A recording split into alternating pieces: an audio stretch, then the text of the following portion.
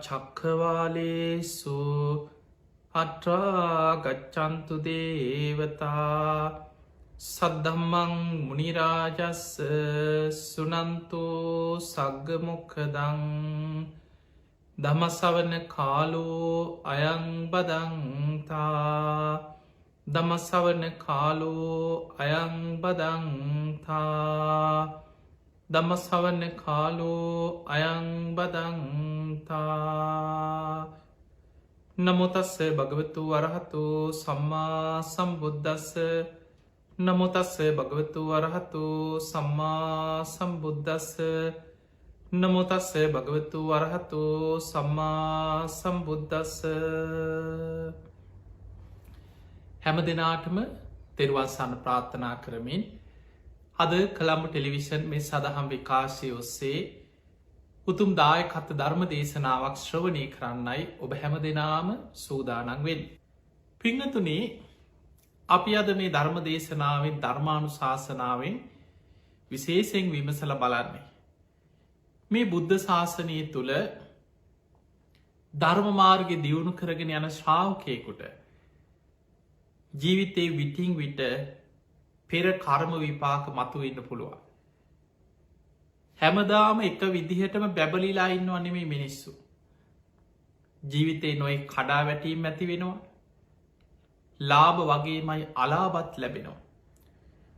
සැප සම්පත් වගේමයි ජීවිතේ දුක විටින් විට නොසිතන ප්‍රශ්න ගැටලු විපත් කරදර ජීවිතේ විඳින්න සිද්ධ වෙනවා.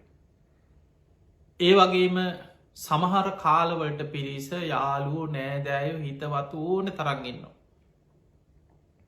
හැබැයි ජීවිතේ තමන්ටම කාත් කවුරුත් නැතු අසරණ වෙන දවසක් කාලයක් එන්න පුළුවන්. ඔබෙන් උදව්ගත්ත මිනිස්සු ඔබ පිහිට වෙච්ච අයම ඔබට අහක බලාගෙන යන දවසක් එන්න පුළුවන්. ඒක තමයි ජීවිතයේ ස්වභාවය. නින්දා ප්‍රශංසා ඔබට ගුණ කියපු අය ඔබ වර්ණා කරපුවා ඒ මිනිස්සුම එකතු වෙලා ඔබට බනින දවසක් එන්න පුළුවන්. මේ ස්වභාවය මේ ලෝකෙ හැමෝටම පොදුයි. ඔබ දන්නවා බුදුරජාණන් වහන්සේලාට පවා නින්දා කරපු මිනිස්සු හිටියා. උන්වහන්සේලා පවා අටලෝ දහමට මුණ දුන්නා.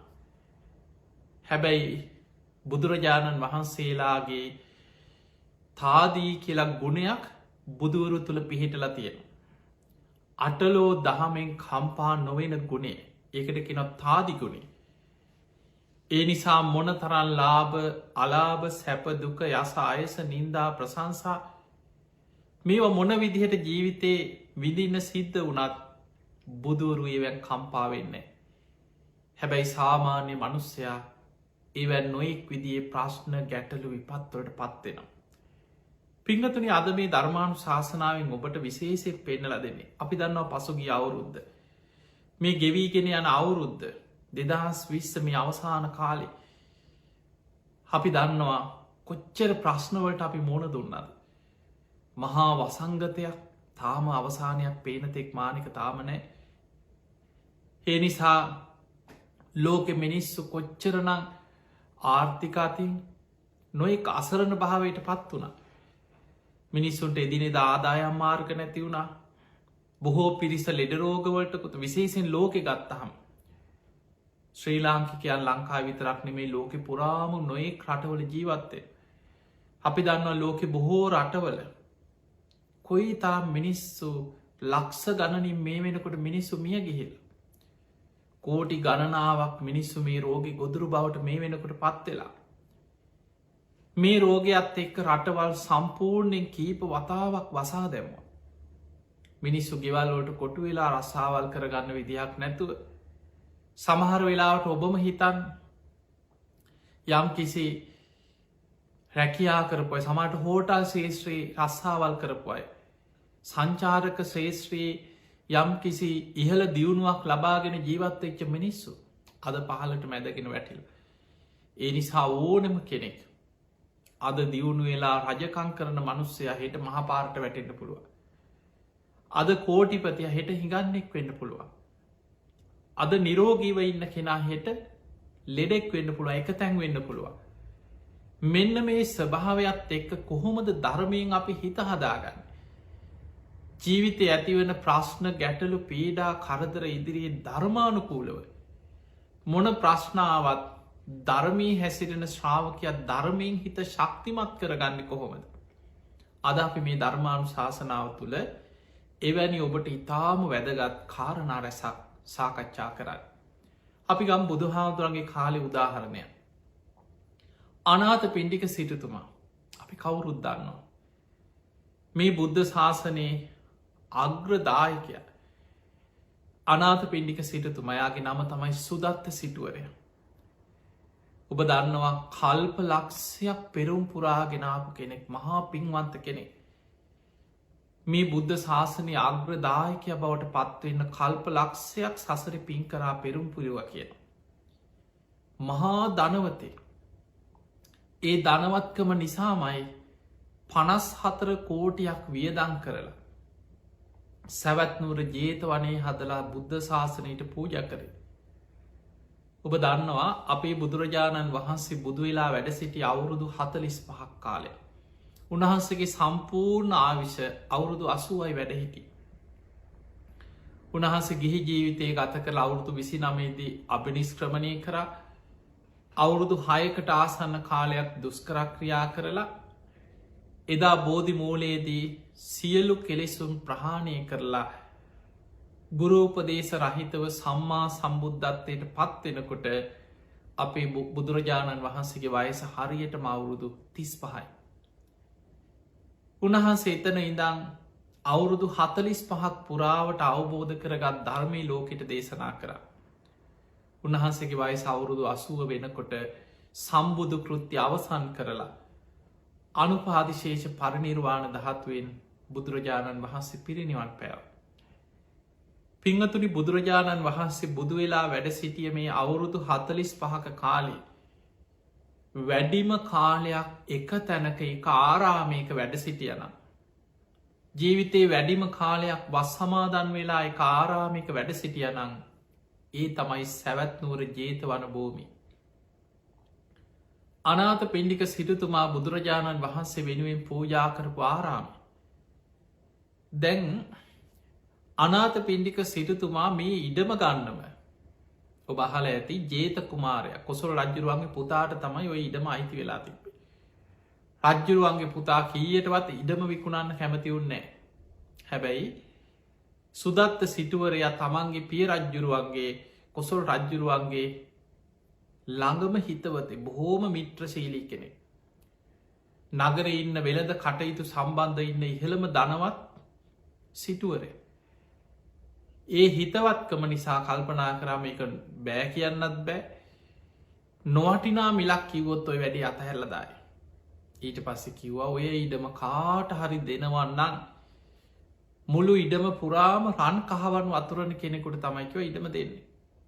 හොඳයි කියලා සිටුවරය පිටත් වෙලා ගිය. මෙන්න ටික වෙලාවකින් ජේත කුමාරයට ආරංචි වුණා පුදුම දෙයක්. අර මුළු ඉඩම වටේම කරත්තවල පටෝගෙන ඇවිලා රන් කහවනු ඉඩම වටේම අතුරනවා ඉඩම කහවනු පුරෝලා කිය.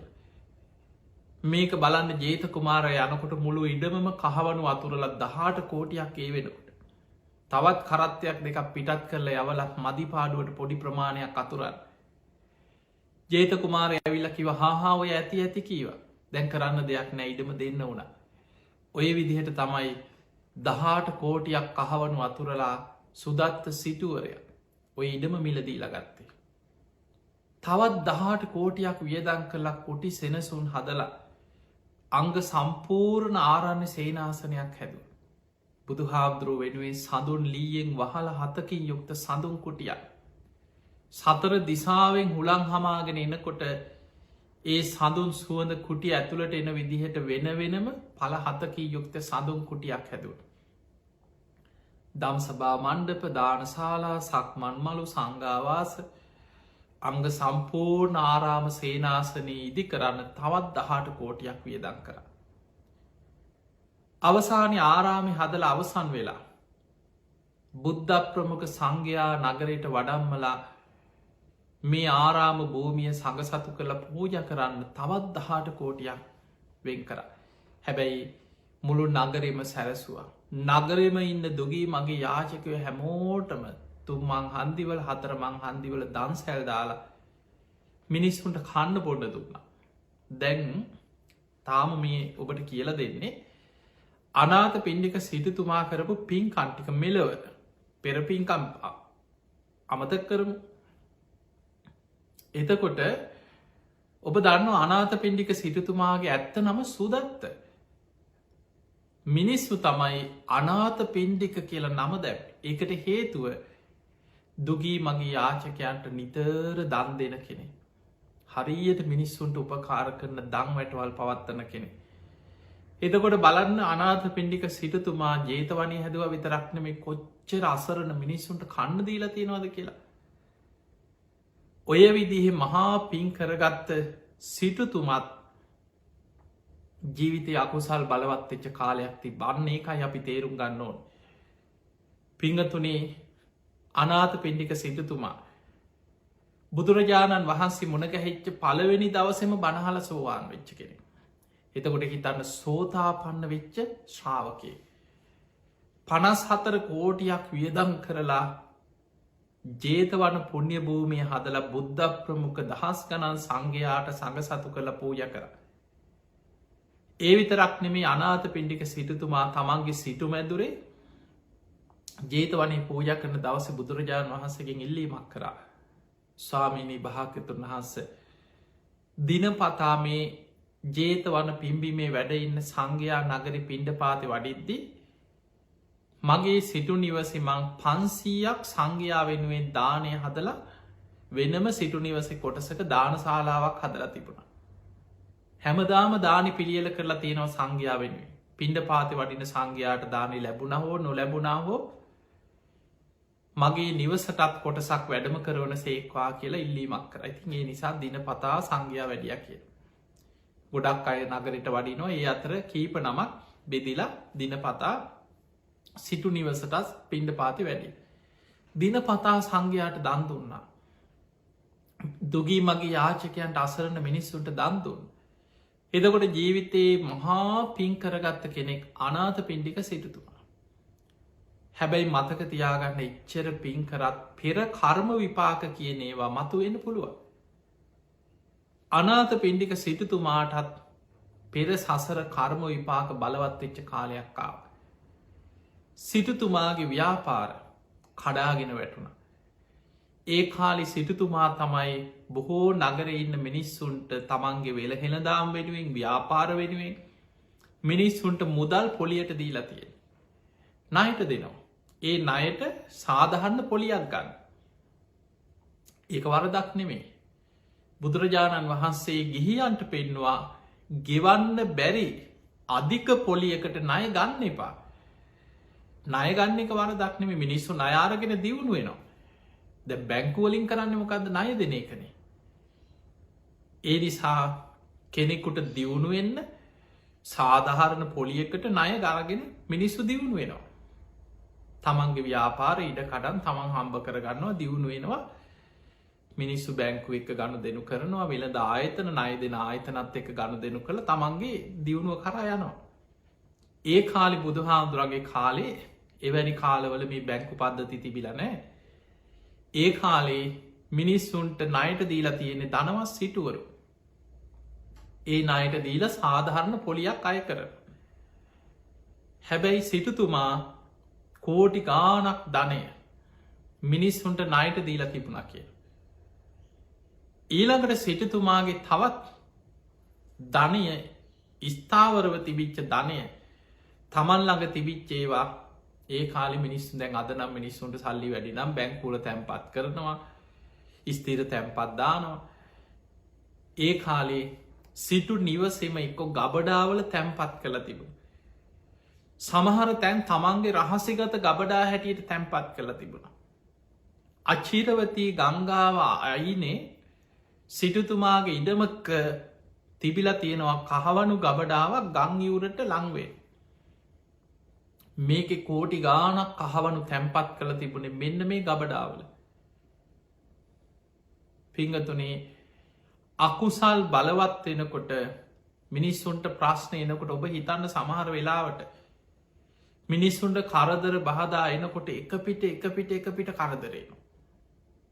සමහරු කියනවා මේ හෙන පුපුරනවා වගේ පුදුම කරදර ගොඩා. එක පැත්තකින් ලෙඩරෝග එක පැත්තකින් ව්‍යාපාර කඩාගෙන සමහරලාට ගෙදර තියෙන වාහනි හැප්පෙනවා. මොනවාහරි වෙලා ව්‍යාපාර ගිනිගන්නවා. හරි ප්‍රශ්න සමහරුන්ට එක පිට කරදරෙනවා. සිටුතුමාට මහා ගංවතුරක් ඇවිල්ලා අර අචිරවතී ගංගා වයින තියෙන ගං යවරත් එක කහවනු ගබඩාවේ කඩාගෙන කහවනු ටික ගගේ කහගෙන ගියා කිය. කෝටි ගානක තමන්ගේ තැම්පත් කරලා තිබිච්ච කහවනු ගබඩාවල් විනාස වෙලා ගිය. ඊළඟට සිටතුමාගේ ව්‍යාපාර බලාගෙනින් නැති කඩාගෙන වැටුණ. දැන් සිටතුමාට වෙනද වගෙන මේ අමාරු කාලයක්. එහෙම අමාරු වෙනකොට නයකාරයෝ කල් නයට ගත්ත මිනිස්සු ටික කල්පනා කර දැන් ඉතින් එයාට අමාරු කාලයක් දැන් ඉතින් ඔළුව උත්සනවා බොරු දැන් ඉතින් අපිට වනත් ඔය නයි නොදී මග ඇරලා ඉන්න පුළුවන්. දැන් අර කලින් තිබිච්ච ලොකු කන්නෑ යාගේ කියලා මනුස්සෙක් වැටෙනකොටන අර වටේ ඉන්න ගොඩක් අයි පාගන්න බලන්න. ඔබ දන්න සමහලාට නයට ගත්ත මිනිස්සු බලය තියෙනවනක් ඇවිල්ල ඔළුව නමල ගෙනහලා දුන්නට කෙනෙක් වැටෙනකොට මගහැරලා යනවා. මි සාමාන්‍ය කෙලෙස් සහිත ලෝක ස්වභාව. සිටුතුමාගෙන් වැඳගෙන ඇවිල්ලා ගුණ කියලා නයට ගත්ත මිනිස්සු නයි නොදී මග ඇරිය. සිටුතුමා වැටෙනකොට හැමෝ මහක බැලවා නයි නොදී මග ඇරී. නයත් නෑ පොලියත් නෑද. සිටුතුමාට ව්‍යාපාරත් කඩාගෙන වැටුණා නයට ගත්ත මිනිස්සු නය දෙන්නෙත් නෑ පොලිය දෙන්නෙත් නෑ. අර ගංගා වයින තිබ කෝටි ගානක කහවනු ගංගිවරත් එක ගංවතුරකට කඩාගෙන ගිහිල්ලා ගඟේ කහගෙන ගිය. දැන් සිටතුමාට බොහෝම අමාරු කාලයක්. හැබැයි ධර්මය සඳහන් වෙනවා අනාත පින්ඩික සිටතුමා වෙනද ප්‍රනීත විදිහට මාලික් අර සිටු මැතුර මාලිකාවක් වගේ. සිටුවරු කැට බොහෝම දනවත් අය රජවරු වගේ සැපවිදිනයි. වෙනද ප්‍රනීත විදිහට තිබිච්ච ඉහල්ල මේ කාලි තිබිලතින් ඇල් හාලිපත් ප්‍රනීත විදිහට සූප ව්‍යාංජනත් එක්ක හොඳට කාලබීලා සැපසේ හිටි. දැන් සිටු මැදුරි යන්නේ කාඩි හොදී නිවුඩු හාල් සාමාන්‍ය මනුස්යෝහි ගන්න කනව බොනවා වගේ සමහලාට සත්තුන්ට දෙන නිවුඩු හාල් හාල් වර්ගවල තියෙන බාලම ඉතුරු වෙන ටික. දැන් සිටතුමාගේ සිටු මැදුරෙත් දැන් කන්නේ බොන්න මේවා අගහිකකං වැඩීද. හැම පැත්තක්ම කඩාගෙන වැටිලා.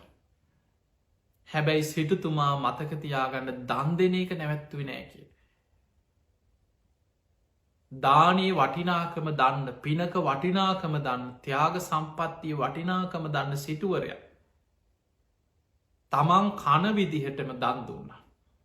වෙන දහොඳට කණබොනකොට හොඳට ප්‍රනීත විදිහට දන්තුන්න. දැන් සිටුතුමා කන්නේ බොන්නේ කොහොමද ඒ විදිහටම කාඩි හොදී නියෝඩු හාලුයි හරි දුගී මගේ යාචකයන්ටත් දන් දෙනවා. පින්ඩ පාති වඩින ස්වාමීන් වහන්සේලාටත් ඒ විදිහටම පුළුවන් විදිහට දන් දුන්න.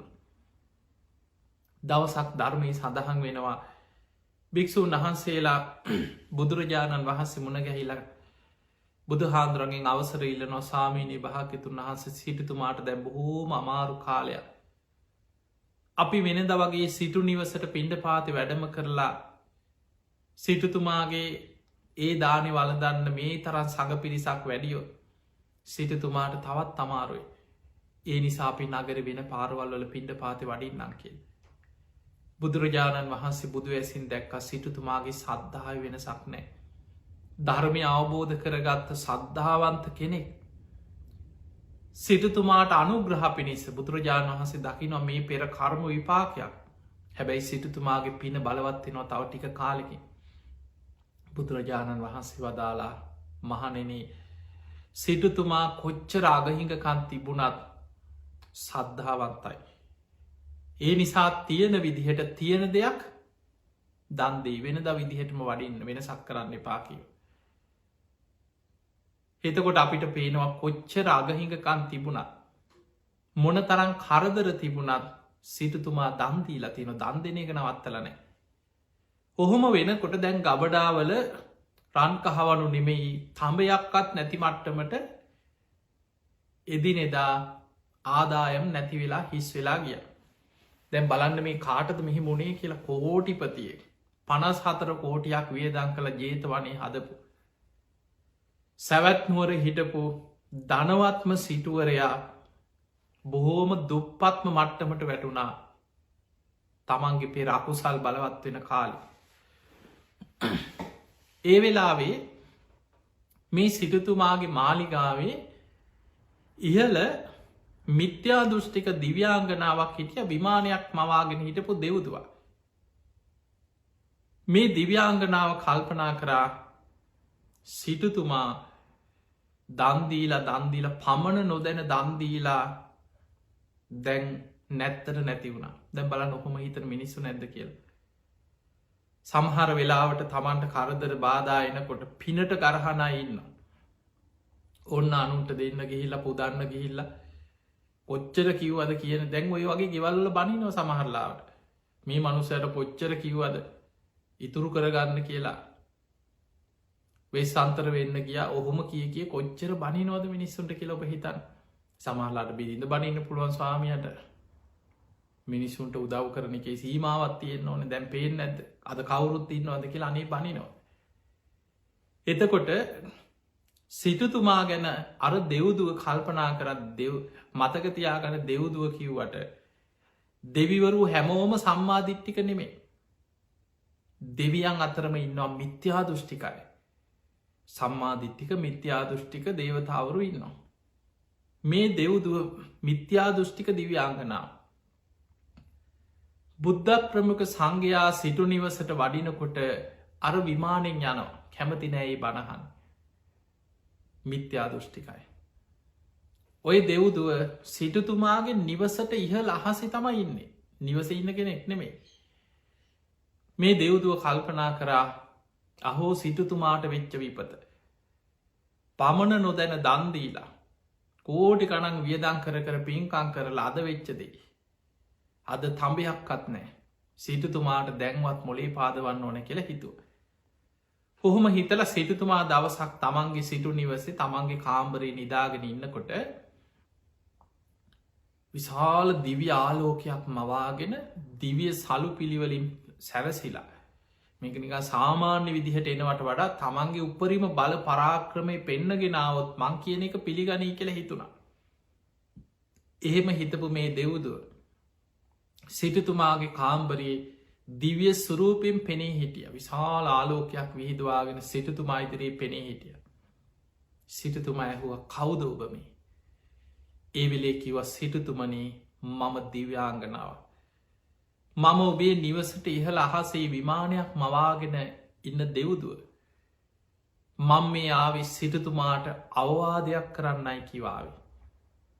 ඔන්න ඔබ හිතන්න සාමාන්‍ය මනුස්සයකුට මේ විදිහට දෙවි කෙනෙක් දිවිය සුරූපයෙන් පෙනී හිටියොත් ඔබට අවවාදයක් කරන්න මේ ඔබට පිහිට වෙන්න ආව කියල. මනුස්්‍යයෝ කොච්චර නම් වැඳ වැට යනේ දෙව්දුව කියලා බඩගාගෙන වැඳගෙන අනේ කියන්න කියලා අරක පිළිගන්න ඇද කියලා හිතා. අනාත පින්ඩික සිටතුමා කියන්න කලින්ම කියනවා දෙව්දුව ඔබට ඕන දෙයක් කියන්න පුළුවන්. හැබැයි ඔබ කියන දේ ධර්මයට එකගනම් විතරයි මං පිළිගන්න. මං බුදුන් සරණ ගිය කෙනෙ. මම ධර්මය සරණ ගිය කෙනෙ. මං ශ්‍රාවක සංඝයා සරණ ගිය කෙනෙ. ඔබ ඕන දෙයක් කියන්න හැබැයි එක ධර්මයට එකගනම් විතරක් මං පිළිගන්නවා කියන්න කලිම කිව්ව. ඒ වෙලා මේ දෙව්දුව කියනවා සිටුතුමනී බලන්න කිව ඔබේ ගබඩාවල් අද. කහවනු පිරිලා තිබ්බ රන් කහවනු පිරල තිබ්බ ගබඩාවල්ල අද තඹයක් කත්නෑ. ඔබ ප්‍රනීත විදිහට කාල ඇඳල සතුටෙන් හිටපු කෙනෙක් වෙනද ඇල්හාලෙ බත් එක්ක ප්‍රනීත විදිහට ප්‍රනීත සූප ව්‍යාංජනය කාහාරගත් ඔබ අද කාඩියෝදී නියුඩු හාලු අද නිකං හිඟන්නෙක් මට්ටමට වැටිලා. තවත් ලැජ්ජ නැතුව දන් දෙනවද කෙලෙහුව ඔන්න ඕක කියන්න ආව. දන්දීලා අද ඔබට වෙච්ච දේ පේනවාද. තවන් ලැජ්ජ නැතුව දන් දෙනවද කෙලෙහු. ඒ කතාව කියනකොටම සිටුතුමා කිව්වා දෙව්දුව ඔබෝය නින්දා කරන්නේ බුදුරජාණන් වහන්සේගේ ධර්මයට. ඔබ ඉන්න නියත මිත්‍යා දෘෂ්ටියක දානයක විපාකයක් නැත කියන මිත්‍යා දෘෂ්ටිය ඉන්න කෙනෙක් ඔබ. ඔබ සම්මාධිට්ටික දෙව්දුවක් නෙමෙයි. ඔබේ මතේ මම් පිළිගන්නෙත් නෑ වහාම මගේ දෑහැටවත් නොපෙනි මගේ 4 සීමායවත් වසන්නේ නැතුව යනවා යන්න මෙතනින් කියලා එලෝ ගත්ත. ඔන්න බලන්න රිජු ප්‍රතිපක්තියක් ඇති. ධර්මය තුළ ඉන්න ආර්ය ශ්‍රාවකයගේ තියෙන අභිමානවත් රිජු භාවේ. ධර්මයට එකඟ නැති දෙයක් දෙවියෙක් ඇවිල්ල කිව්වත් පිළිගත්තෙන. වහාම මෙතනින් යනවයන්න කියව. අර දෙව්දුව නොපෙනී ගිය. හැබැයි තමන්ගේ විමානයට යන්න බෑ. විමානට දැන් සිටුතු මතක තියාගන්න සිටුතුමා ආර්ථිකාතින් වැටිලා ඉන්න පුළුවන්. හැබැයි සිටුතුමා සෝවාන් වෙච්ච කෙනෙක්. දිව්‍යාංගනාව සිටුතුමාගේ නිවසට ඉහල විමානයක් මවාගෙන හිටියත් සිටුතුමා ඊට වඩා සීලෙන් ගුණෙන් බලවත් කෙනෙක්. සිටුතුමාගේ අවසරේ නෑ මගේ 4 කොනීවත් වසන්න එපා කියව. දැන් විමානයට යන්න අවසර නෑ. ඒ වෙලාවේ මේ දෙව්දුව කල්පනා කර අහෝ මට වෙච්චදේ. ඒ ප්‍රදේශයට අධිග්‍රෝහිත බලවත් දේවතාවෙක් මුණ ගැහිලා වෙනත් විමානයකට යන්න අවසර ඉල්ලවා. ඒ දේවතාව කිව්වා මට අවසර දෙන්න බෑ 4 වරන් දෙවියන්ගේ අවසර ගන්න කියව. මේ දෙව්දුව 4 වරන් දෙවියන්ගේ අවසර ගත්ත. ඉල්ලන්න ගිය වෙලාවේ 4 වරන් දෙවියන් අවසර දුන්නේ 4 වරන් දෙවියන් කියව සක්‍ර දෙවියන්ගේ අවසරය ඕනේ. අසවල් දවස දිවිය සභාව රැස්වෙනවා. ඔබ සක්‍ර දෙවියන් ඉදිරියේ අවසර ගන්න දේව සභාවෙන් අවසර ලැබුණොත් ඔබට වෙන විමානයකට යන්න අවසරේ ලැබේකි. මේ දෙව්දුව සක්‍ර දෙවියන් ඉදිරියේ දේව සභාව පෙනී හිටිය. ඔබහල ඇති සක්‍ර දෙවිය 4 පෝයටම දිවිය සුධර්මා දිවිය සභාව දෙවුරු රැස්සෙනවා. ඒ ප්‍රශ්න දෙවියන්ගේ ගැටලු ප්‍රශ්න සක්‍ර දෙවියන්ගේ මූලිකත්තයෙන් විසඳනවා. සක්‍ර දෙවියන් මේ දෙව්දුවගෙන් ඇහුව මොකක්ද ප්‍රශ්නය. මුළු ප්‍රශ්නම තේරුම් අරගෙන සක්‍ර දෙවියන් සක්‍ර දෙවියෝ කියන්නේ සෝවාන් වෙච්ච කෙනෙක්. ඔබහල තියනොත් දෙදෙව්ලෝට අධිපති සක්‍ර දෙවියන්. දීගනිකාය තින සක්ක පඥ්ඥ කෙන සූත්‍රය. මේ දේශනාවෙන් බණහල අවසන් වෙනකොට සක්‍ර දෙවිය සෝවාන් පලට පත් වනා. බුදුරජාණන් වහන්සේගේ ධර්මය පිහිටපු දෙවිවරු බොහෝ පිරිසක් දිවියලෝකොළ වැඩඉන්නවා. සක්‍ර දෙවියන් මේ මිත්‍යා දෘෂ්ටික දිව්‍යාංගනාවට දඩුවම් පැමිණෙව්ව. සක්‍ර දෙවියක් කිව ඔබට වෙන කිසිම විමානයක් නෑ. ඔබට ඒ විමානයටම යන්න තියෙන. හැබැයි ඔබ බොහෝ අකුසලයක් කරගත්ත කෙනෙක් බුදු කෙනෙක්ගේ ධර්මයටයි ඔබ ගැරහුවේ. ඒ වගේම ඔබට මේ කර්ම විපාකෙන් බේරෙන්න්න නම් ඔබේ විමානයට ඔබ ආයමත් යන්න නම් ඔබ මෙන්න මේ දේවල් ටික කරලා සිටුතුමාගේ සමාව ගන්න. ඒ තමයි සිටුතුමාගේ කහවනු ගබඩාවක් කැඩිලා අර අචිරවතී ගංගාවයින ගබඩාව කැඩිලා ගඟදිගේ මුහොදට ගහගෙන ගිය කෝටි ගානක කහවනු තියෙනවා ගඟේ. සක්‍ර දෙවියන් අවසර දුන්නා ඔබ ගිහින් ඔබේ දිවිය මේ බලේ මේ කහවනු එකතු කරලා සිටුතුමාගේ ගබඩාවට ගිහිල පුරුවන්. ඊළඟට ණයකාරයෝ ඉන්නවා සිටුතුමාගේ ණයට අරගෙන ණය නොදී පොලිය නොදී ඉන්න මිනිස්සු. ඔබට සිටුතුමා ඉදිරියේ පෙනීඉඳලා දන් දෙන්න එපා කියන්න පුළුවන්න. ඔබට පුළුවන් ණයකාරයෝ ඉදිරියේ පෙනීඉඳලා ණය දෙන්න සලස්සන්න. ඔබ ගිහිල්ල ණයකාරු ඉදිරියේ පෙනීඉඳලා සිටුතුමාට ආපහු ණය ලැබෙන්න සලස්සන්න. ඊළඟට මහ මුහුද තියෙනවා අයිතිකාරයෙක් නැති වස්තුව. මුත්තු මැනික් සත් සිලා වගේ වටිනා මැනික් වර්ග. වටිනා වස්තුව තියෙන මහා සාග්‍රයි. සක්‍ර දෙවියන් අවසර දෙන ඔබට ඒවා සිටුතුමාගේ ගබඩාවට ගෙනහල පුරුවන්. ඒ සියල්ල කරලා ඔබ සිටතුමා ඉදිරියේ ගිහිල සමාව ගන්න. සිටතුමා ඔබට සමාව දුන්නොත් දෙවියන්ගේ අවසරේ ලැබෙනවා ඔබේ විමානයට ආයමත් යන්නකි. දැන් ඔන්න සක්‍ර දෙවියන් පවරපු දඩුව. ඒ සක්‍ර දෙවියන්ගේ අනින් අර විදිහට මර ගබඩාවලට ගෙනල්ලා ගං ඉවර කැඩිලා ගගේ ගහගෙන ගිය කහවනු එකතු කර කරමේ දිව්‍යාංගනාව ගබඩාවට කහවනු පිරෙව. නායකාරව ඉදිරියේ පෙනී ඉදලා ආයමත් නය ලැබෙන්න සැලැස්ව. බයිවෙච්ච නායකාරයෝ නය ගෙනල්ල පොලියත් එක්ක මාපහු සිටතුමාට ගෙනල් ලතුන්. මහමුහොදෙ තිබ්බ වටිනා වස්තුව අයිතිකාරයෙක් නැති වටිනා වස්තුව මහා සාගරය තිබිච්ච මේ වස්තුව ගෙනහල්ල ගබඩාවට පිරෙව.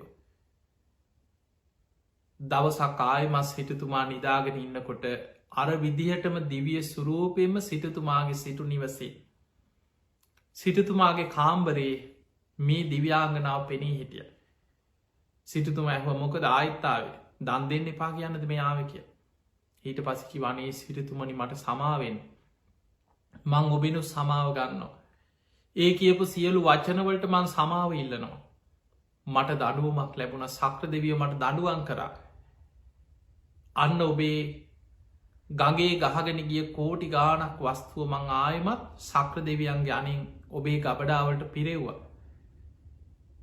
නයකාරයෝ දැන් ආයමත් ඔබ හොයාගෙන ඇවිල්ල නය දෙනවා. මං ඒ අයි ඉදිරී පෙනීදර ඔබට නය ලැබෙන සැලැස්වා. ඔබට වටිනා වස්තුව මං ඔබේ ගබඩාවලට ගෙනහල සක්‍ර දෙවියන්ගේ අනෙන් පිරෙව්වා. සීටතුමනේ දැන් ඔබ වෙනද වගේම දනවතේ. දැන් ඔබ මට සමාව දෙන්න මගේ විමානයට යන්න මට අවසර දෙන්න කියව. සිටතුමා බුද්ධිමත් සිටතුමා කල්පනා කරා මේ දිව්‍යාංගනාවට නුවන පාදල දෙන්නට ඕනේ. සිටතුමා කිව්වත් දෙව්දුව ඔබ සමාව ගන්න ඕන මගෙන් නෙමේ. ඔබ නින්දාකරේ මගේ ශාස්තෘන් වහන්සේගේ ධර්මයට ලෝතුරා බුදුරජාණන් වහන්සේගේ ධර්මයටයි ඔබ නින්දා කරේ. මම හෙට දවසි බුද්ධ ප්‍රමුඛ සංඝ්‍යාව දානකට ආරාධනා කරන මගේ නිවසට. ඔබ බුදුරජාණන් වහන්සේකෙන් සමාව ගන්න. එතකොට මගෙන් සමාව කොහොමත් ලැබෙනවා කිය. හොඳයි කියව. පසුවදා බුද්ධ ප්‍රමුඛ සංඝයාටම නිවසට දානකට ආරාධනා කරා. ඉතාම ප්‍රනීත විදිහට පරණ විදිහටම දානය සකස් කරලා සිටතුමා බුද්ධ ප්‍රමුඛ සංඝයාට දම් පිළිගැන්නු. දානය අවසානය බුක්තානුමෝදනා දේශනාව කරද්‍ය අර දෙව්දුව පෙනී හිටිය. අපි බුදුරජාණන් වහන්සේ බුදු ඇසින් දැක්කා මේ දිව්‍යාංගනාව එදා මිත්‍යා දෘෂ්ටික දිව්‍යාංගනාවක් හැටියට හිටියට පෙර සසරේ කල්ප ගානකට පෙර පසේ බුදු කෙනෙකුට දානයක් පූජා කරපු පිනක් තියෙනවා. පෙර සසර පින් තියෙනවා. ඒ සසර පින බලවත් වෙන විදිහට බුදුරජාණන් වහන්සේ දහම් දෙසුව. ඒ බණහල අවසන් වෙනකොට අර දෙව්දුව සෝවාන් පලට පත් වුණ. පිංහතුනි මේක දම්ම පදේ සඳහන් වෙන සිදුවීම. සිටතුමා ආයමත් දනවත් වුණ. දැන් හිතන්න මේ කතාවෙන් අපි තේරුම් ගන්න ඕන දෙයක් තමයි ඕන කෝටිපතියෙක් මහපාරට වැටෙන් පුළුවන්. කොච්චර බලවතෙක් වුණත් දුබල වෙන කාලයක් එන්න පුළුවන්. කොච්චර ප්‍රසිද්ධිය තිබුණත් නින්දා අපහසේන කාලයක් එන්න පුළුවන්. මනුස්සෙකුට වැටෙන්න ලොකු වෙලාවක් යන්නේ. කෙනෙක් සමහර වෙලාවට ජීවිතය අවුරුදු ගානක් වෙහෙස මහන්සි වෙලා ටික ටික දියුණු වෙලා ගොඩනගාගත්ත දේවල් එක රැයින් කඩාගෙන වැටෙන්න පුළුවන්. දැම් බලන්න මේ විපත්වලින් වසංගතය නිසා කොච්චර මිනිස්සුන්ගේ ව්‍යාපාර කඩාගෙන වැටුනද. මහා ධනවත්තු මැරිල ගියා. ලෝකෙ මහා ධනකුවේරය රෝගයට ගොදුරු වුණා. හිතාගන්න බැරි විදිහට ජීවිතවල මිනිස්සු අසරණ වුණා. රටරටවල් වල ව්‍යාපාර කඩාගෙන වැටුන හෝටල් ව්‍යාපාර කඩාගෙන සංචාරක ශේෂ්ඨ කඩාගෙන වැටුණ. බොහෝ පැතිවලින් මිනිස්සුන්ගේ ජීවිත කඩාගෙන වැටුණ. ඒ නිසා ලාභ වගේම යලාබත් ලැබෙනවා. සැප වගේමයි ජීවිතයේ දුකත් ලැබෙනවා. ප්‍රසංසා වගේමයි ජීවිතයේ නින්දා පහසත් ජීවිතය ලැබෙන. කීර්තිය ප්‍රසිද්ධිය වගේම අප කීර්තියක් ජීවිතය ලැබෙන. මෙන්න මේ අටලෝ දහම ලාබාලාභ සැපදුක ලාබාලාභ සැපදුක නින්දා ප්‍රසංසා යසායස අපි කාගේ ජීවිතවල කවදක් ඔත්තන කොයි මොහොතේ මොන විදිහට අපි කරයිනවද කියලා අපි කාටවත් කියන්න පුළුවන්කමක්නේ. ඒ නිසා පිංහතුනේ ජීවිතයේ මේ සියල්ල ගැන නුවනින් විමසමින් ජීවත්තේ. බලන්න නිරෝගිකම හැමදාම තියෙන්නේ ලෙඩව අපි දන්නේ නෑ මේ ඇඟ ඇතුළි මොනවගේ ලෙඩක් තියෙනවද. අද කෙනෙක් හිතාගෙන ඉන්න පුළුවන් නෑ අපි නං එහෙමනෑ අපි එහෙම පවකාරවනීම අපිට ඒ වගේ ලෙඩ හැදෙන්නේ. යන්තන් අපි බේරුණා කියලා හිතාගෙන ඉන්න පුළුවන්. හැබැයි අපි දන්නේ මේ ඇඟ ඇතුළි හොඳ කරගන්න බැරි ලෙඩරෝග මොනව අපි ඇඟ ඇතුළි තියෙනවද. අපි කවුරුත් දන්නේ නෑ. සමහර වෙලාට මිනිස්සු යන්නේ බඩේ අමාරුව කියලා බේට්ටිකක් ගන්නයන්. ඒකටත් ගොඩ වෙදකං කර ඉඳලා කවුරු හරිකිනො නෑ ගිහිල වෛද්‍යවරයකුට පෙන් නෑ ඕන්නෑ ඕන්නෑ කියනවා. ගිහිම් බලනකොට දන්නේ ඇඟ ඇතුළේ හොඳ කරගන්න බැරි විදිහට එක්කෝ මහ භයානක රෝගයක් ඇගේ පැතිල්ලා තියෙට පුළුවන්. අද රෑට නිදාගත් උදේ බලනකොට ඇඳේ ඔත්පල වෙලා සමහරලාට මිනිස්සු. ජීවිතය අපි දන්නේ නෑ මොන්න විදිහට අපි අසරණ වේද. ලෙඩ රෝග හැදිලා එක තැන් වෙන්න පුළුවන් අසරණ වෙන්න පුළුවන්. අනතුරු විපත්තුලින් අසරණ වෙන්න පුළුවන්. තියෙන කීර්තිය දේපොල සියල් එකරයෙන් විනාස වෙන්න පුළුවන්. ඒ නිසා ලාබාලාභ සැපදුක යසායස නින්දා මේ සියල් අපි ජීවිතවල පෙර පිම් පව් අනු අපි කරා වෙනස් වී අපේ ජීවිතවලට කැරකි මේ වයිනවා. ඒ සියල්ල ඉදිරියේ ධර්මානු කුලව රැඳීන් දැම් බලන්න අනාත පිණ්ඩික සිටතුමා තමන් කවදාවත් තමන් දීපු පින්කං ගැන හිතලා ඒවට ගරහ කළේ නෑ. පෘතජ්ජන කෙනෙක් නම් පිනේ වටිනාකම අවබෝධ කරගත්ත නැති කෙනෙක් නම් සමහරලාවට තමන්ගේ ව්‍යාපාර කඩාගෙන වැටෙනකොට අර දෙව්දුව හිතපු කලින් හිතපු මිත්‍යාදෘෂ්ටික සිතුවිලිම හිතන මිනිස්සු ඉන්නවා. ඕන් දන්දීල අපිට වෙච්චදේ ඔහොම කියන අයෝ බහල ඇති. ඔන්න පින්කං කරන්න ගිහි අපිට වෙච්චහෙනේ අපි මෙච්චර පින්කං කරා කෝමේ වෑ විපාක කිය ලහන මිනිස්සු ඉන්නවා. හැබැයි අනාත පිණ්ඩික සිටතුමා කවදාවත් එහෙම හිතුවෙනෑ.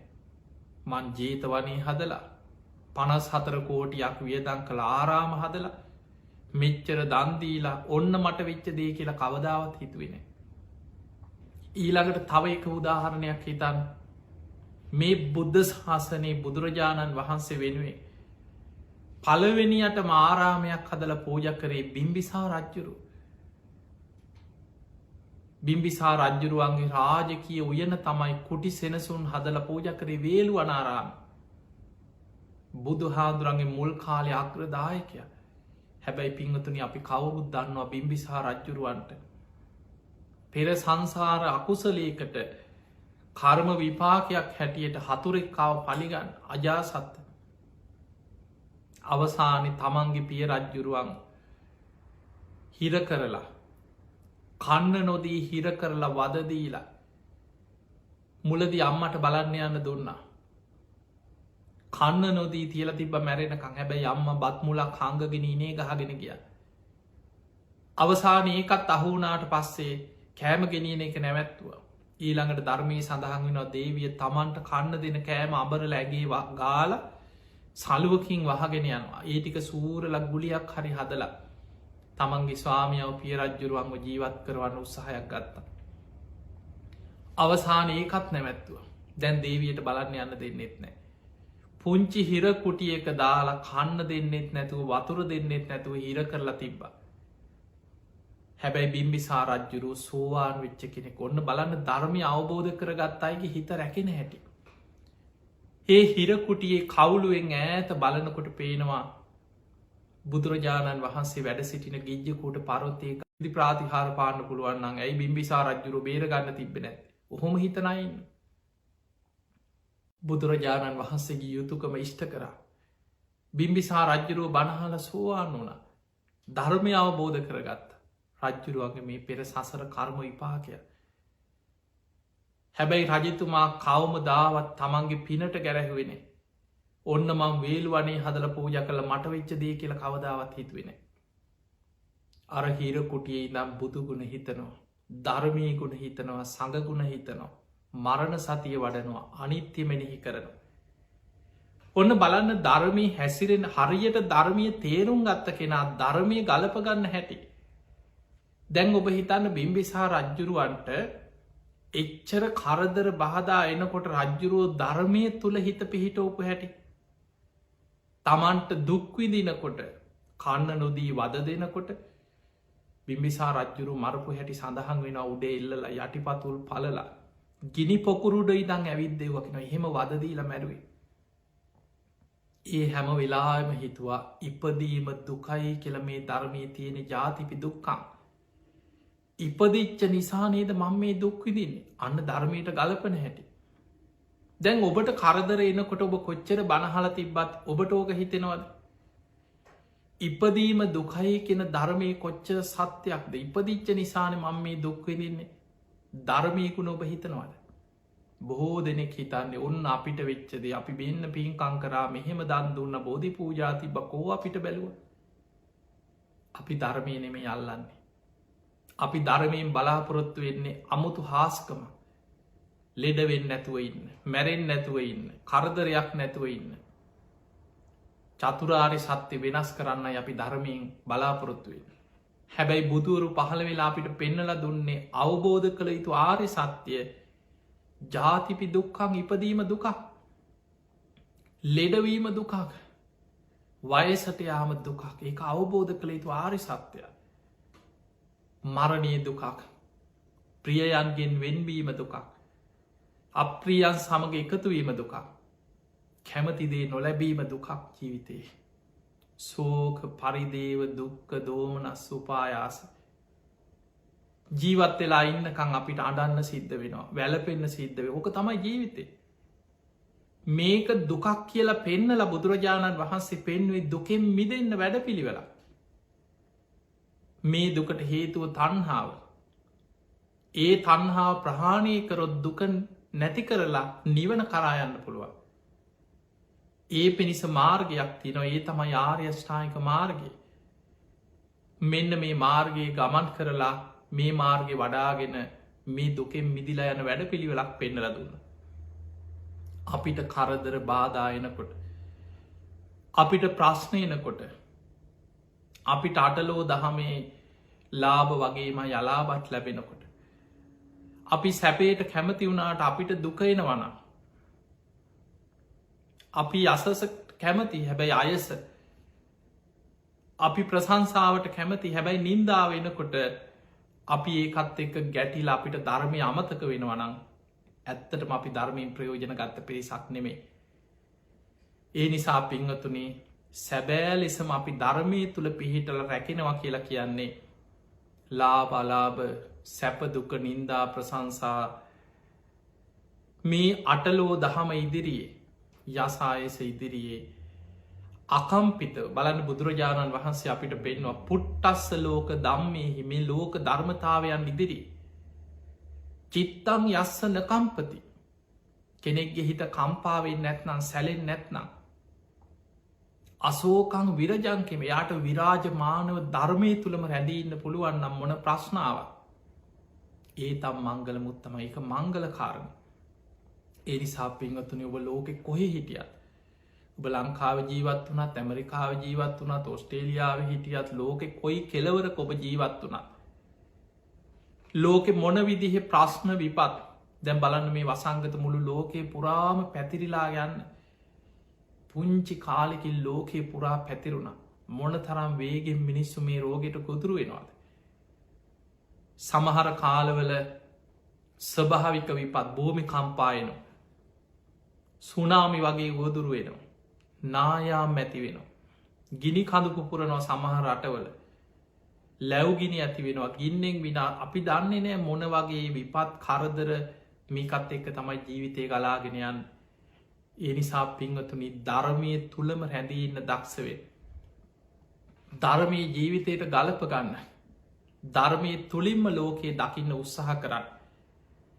අන්න එතකොට අපිට නිවරදිව මේ ලැබිච්ච මනුස්ස ජීවිතය තුළ ධර්මය වටහාගෙන ධර්මය අවබෝධ කරගෙන ධර්මය තුළින් ලෝකයේ දකින්න ලෝකය අවබෝධ කරගන්න අපිට හැකියාව ලැබෙන. ඉති ඒ පිණිස ඔබ හැම දෙනාටම මේ ධර්මානු ශාසනාව ආශිර්වාදයක් වේවා. ඔබ හැම දෙනාටම ධර්මය අවබෝධ කර ගැනීම පිණිසම මේ ධර්ම දේශනාව ඔබට පාරමිතාවක් ආශිර්වාදයක් බවට පත්වේවා කියලා අපි ආශිර්වාද කරනවා. ඉතින් එහෙම නම් පින්වතුනි ඔබ හැම දෙනාටමත් මේ ලැබිච්ච මනුස්ස ජීවිතය අවසන් වෙන්න පෙර අපිට වටිනා බුද්ධ ශාසනයක් ලැබුණ මනුස්ස ජීවිතයක් ලැබුණා ෂණ සම්පත්තිය ලැබිලතිය.